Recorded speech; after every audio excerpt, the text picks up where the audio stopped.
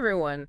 Ever feel like rush hour has kind of taken over the whole day? Uh-huh. Yeah. Well, that's the reality for a lot of folks in St. Johns County, Florida right now. So today we're doing a deep dive into their traffic troubles, see what the county's doing to try and fix things. Sounds rough. Oh, it is. And Yeah. we're using this recent News4JAX article to guide us. And let me tell you, there's this pretty interesting new development that might actually offer some relief. We'll get to that. But first, it's interesting. St. John's situation, it really mirrors what's happening all over the Sun Belt. Right. It's like a pattern. Exactly. As these areas see this, like, population boom, their infrastructure just can't keep up. So trying to fit a square peg in a round hole. Mm, The growth is just outpacing the infrastructure's ability to handle it. Perfect analogy. And the News4JAX article, it points out how some recent additions are making things worse. Like big stores, Bass Pro Shops, a new Walmart superstore. Yeah, those are big draws. Huge, and they bring crowds. And you know what crowds bring? More traffic. Exactly. More cars on the roads. And it's not even just those stores themselves, right? It's everything that comes with them. Deliveries, employees driving to and from work, shoppers coming from all over. It all just piles on. It's like a domino effect. Absolutely. Okay. Puts a real strain on the roads they already have. So what's the county doing about this traffic nightmare? Well, the article says they're proposing this $40 million road improvement project, basically a new ramp connecting I-95 to the Commerce Center Loop.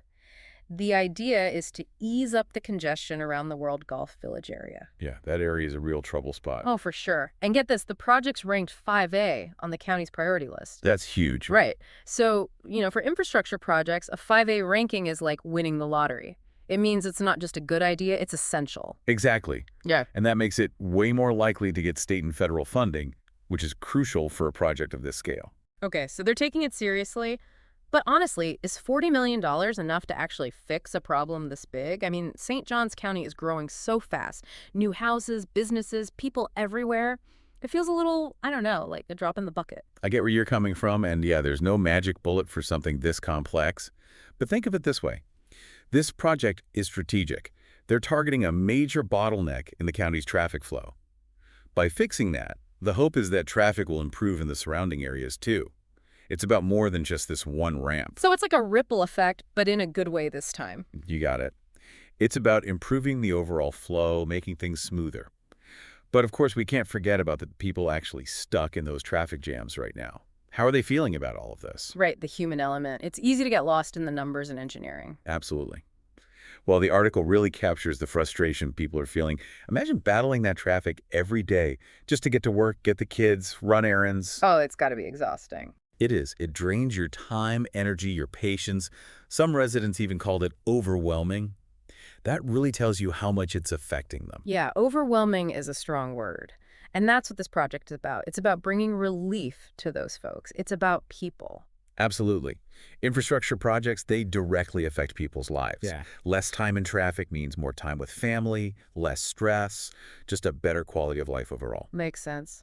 So where's this $40 million coming from? They're hoping to get $32 million from the feds and another $8 million from the state. Wow, that's a big ask. It is. It's competitive, but that 5A ranking gives them a real edge.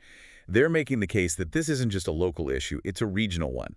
Everyone passing through, doing business in the county, they're all affected. Makes sense. But while they're waiting for that funding, they're not just sitting around. The article mentions they're already working on improvements to State Road 16. Yeah, they're being proactive, hitting the problem from different angles. The I-95 ramp is a long-term solution, while these State Road 16 improvements can offer some relief right now. So it's a two-pronged attack. I like it, but I gotta be honest, I'm still a little skeptical. I mean, we've seen projects like this before. Sometimes they just move the traffic jam to a different spot. How do we know that won't happen here? It's a valid concern, and it touches on a key issue with road construction: induced demand. Sometimes, by making it easier to drive, we accidentally encourage more people to drive, which ends up canceling out the benefits. Oh, so it's like a paradox. Kind of, yeah. It's tricky. So what's the answer then? Are we just doomed to be stuck in traffic forever? Not necessarily. But we can't just keep adding more lanes. We need to think bigger, consider other ways to get around. Public transport, cycling, walking. Right, like think about cities like Amsterdam where bikes are everywhere. Exactly. Or Copenhagen. Yeah. They've created environments where people actually want to use these alternatives. But it's not just about building the infrastructure. It's about changing how we think about transportation. Okay, so there's a lot to unpack here. We've got the immediate problem of fixing the traffic jams, the long-term goal of building a better transportation system, and then the human impact that ties it all together. You got it. And that's what makes this so interesting. It really reflects the bigger challenges we face in creating communities that work for people in the 21st century. Okay, so this new ramp, it's a big part of the plan, but let's talk about why this particular spot, the World Golf Village area, is such a traffic nightmare. Well, think about it. You've got houses, a huge tourist attraction with the Golf Hall of Fame, and then those massive stores we talked about. It's like they all decided to set up shop in the same place. Right. It's like a recipe for traffic jams, especially during rush hour. Everyone's trying to get to the same place at the same time, but there just aren't enough roads. So the roads just can't handle it. Nope. And that's where this new ramp comes in. It'll connect I-95 directly to the Commerce Center loop, basically creating a bypass so traffic can avoid those already jammed roads. Ah, so it's like taking some of the pressure off. Exactly. It's all about improving traffic flow, getting rid of those bottlenecks. And that's good for everyone, not just commuters, tourists, businesses. Everyone benefits. Makes sense. So it's not just about speed, it's about making those drives smoother, less stressful. But what about the environment? I mean, construction can be pretty disruptive. Yeah, you're right. You can't just ignore the environmental impact. That's why they do these in-depth studies before starting any construction. So it's not just like bulldoze and go. No, not at all. They look at all sorts of things: noise pollution, air pollution, how it'll affect the wildlife, even how to minimize disruption to traffic while they're building. It's about finding that balance. Finding that balance between improving things for people and protecting the environment. Exactly. And that's where you need those experts. Engineers, environmental scientists, planners. They figure out how to make it work. Okay, back to the money. What if they don't get that $32 million from the feds and $8 million from the state? Is there a backup plan? That's the big question. And there's no guarantee when it comes to these big projects, you know. It's Yeah. competitive, lots of projects, all vying for those same dollars. So it's a bit of a waiting game. Hope for the best, but prepare for the worst. Yeah, kind of. But while they're waiting, they're not just sitting around. They're already working on those State Road 16 improvements, remember? Oh, yeah, right. So they're tackling it from all sides. But let's talk about the people, the ones stuck in traffic every day. How is all this affecting them? Well, think about it. More time in traffic means less time for everything else. Less time with family, less time to relax, more time feeling stressed and frustrated. It's like traffic is stealing their time. Exactly. And for some people, it's more than just an inconvenience. Imagine you're a parent trying to get your kid to school on time, or you have a job where you need to make deliveries. Traffic delays can really mess things up. So it's not just annoying. It can actually have serious consequences. It can. And that's why local governments have to prioritize these improvements. Yeah. It's not just about making roads wider, it's about investing in people's lives. It's about their quality of life. And this project, it's a sign of hope for a lot of people in St. Johns County. It is. It shows them that someone's listening, that someone's trying to fix things. And that can make a big difference, just knowing that. But even if everything goes perfectly, this project's going to take time, right? I mean, it's a massive construction project. Oh, yeah.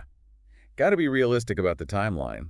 There's design, permits, then the actual building. It could be years before it's finished. So patience is key. But in the meantime, at least they can see that progress is being made. That's right. And that's important, that feeling of progress. It gives people hope. Even when you're facing a tough problem like traffic, it's important to stay positive, believe that there are solutions out there. This whole thing with St. John's has got me thinking, are we too dependent on cars? Is Wow. building more roads always the best solution? It's a good question. And honestly, it's one that a lot of cities are struggling with. Cars are so ingrained in our culture, it's not easy to just shift away from that. But some cities are doing it. Like, look at Paris. They're turning streets into pedestrian areas. Or Copenhagen, where everyone bikes. Yeah, those are great examples. They show what's possible. But each city's different. We have to find solutions that work for our specific situation. So we need to be flexible, try new things. Exactly.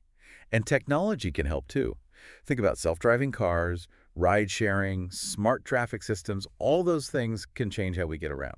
So it's not just about building new roads. It's about using technology to make what we already have work better. Right. And it's about looking at the bigger picture. Yeah. How does transportation connect to things like housing and the economy? It's all connected. So transportation is about more than just getting around. It's about building communities that work for people. Exactly. And that's the ultimate goal, isn't it? Right. How? To build places where people can thrive and enjoy their lives. Places where getting around is easy and doesn't harm the environment. Okay, so we've covered a lot. Traffic jams in St. Johns County, the ramp project, the environment, and the need to think differently about transportation. It's a complex issue, that's for sure. And we've seen how it affects everything, not just how long it takes to get to work, but how people live, the environment, even how we design our cities. Yeah, there's no easy fix. But if we work together, think creatively, and maybe challenge the way things have always been done, we can create better communities for everyone. I agree. And now, before we wrap up, let's think about the future. What can we learn from St. Johns County and apply to other places facing similar challenges? St. John's is a really good example of how fast growth can really stretch things, even when you've got good plans. It shows just how important it is to plan ahead, and really invest in infrastructure before it becomes a huge problem. So it's not just about putting out fires as they pop up. It's about, like, anticipating what's coming and planning for that. Exactly. But that's easier said than done, right? Predicting the future is tough. Yeah, for sure. So how do you even do that? Well, data is a big part of it. Looking at how the population's going to grow, what the economy's doing, those kinds of trends. And you got to talk to the community, see what they need, what their worries are, and build that into your plans. So it's not just experts in a room making all the decisions. Nope, it's about getting everyone involved. And remember those quotes from the residents talking about how frustrated they are. That kind of feedback, that's super important. It shows the county that they need to take action. Right. But even with the best planning, there's always going to be challenges. Funding's usually the biggest one. Yeah, that makes sense. You got to make a strong case to get money from the state or the feds. Show them how this project's going to help the economy, how it's going to benefit people. And sometimes you got to get creative, look at different ways to fund things, like maybe partnering with private companies. So you got to think outside the box. You got it. And that's where community support comes in. When residents really get behind a project, it sends a big message to the people with the money. Yeah, it shows them it's important to everyone.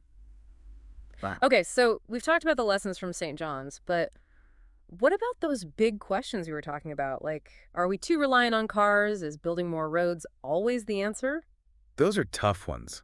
And honestly, there's no easy answer. Cars are such a big part of our lives, it's hard to imagine things any other way. But some places are making it work. Look at Paris. They're taking back streets from cars and giving them to pedestrians. And Copenhagen, they're like a city of bikes. Yeah, they're definitely leading the way. But it's not just about copying what others are doing, right? We need to find solutions that fit our own communities. Right, like what works in a big city might not work in a smaller town. Exactly. And that's where technology can come in. We're Yeah. seeing all these new things. Self-driving cars, ride sharing, systems can make traffic flow better. All that stuff can change how we get around. So it's not just about building, it's about using tech to make things smarter. Yeah. And thinking about how transportation fits into everything else. Yeah. Like if we build neighborhoods where people can walk to stores and schools, maybe they won't need to drive as much. So it's all connected, right? It's about building communities that make sense. Right. It's not just about getting from A to B. It's about creating places where people actually want to live, places that are good for the planet. That's a great way to put it. So as we wrap up our deep dive into traffic in St. John's, what's the big takeaway for our listeners? What should they be thinking about? I think the main thing is that we all have a role to play in this. It's not just about waiting for someone else to fix things. We can talk to our leaders, support good projects, and make smart choices about how we get around. So it's about being involved, making our voices heard. Absolutely. And being open to new ideas. Not being afraid to try something different. And remembering that the goal is to create communities that work for everyone, for people and the planet. That's a great message to end on. Well, thanks for joining us for this deep dive into St. Johns County's traffic woes. We hope you learned something new, and maybe it even got you thinking about how things work in your own community. Until next time, keep asking questions and keep diving deep.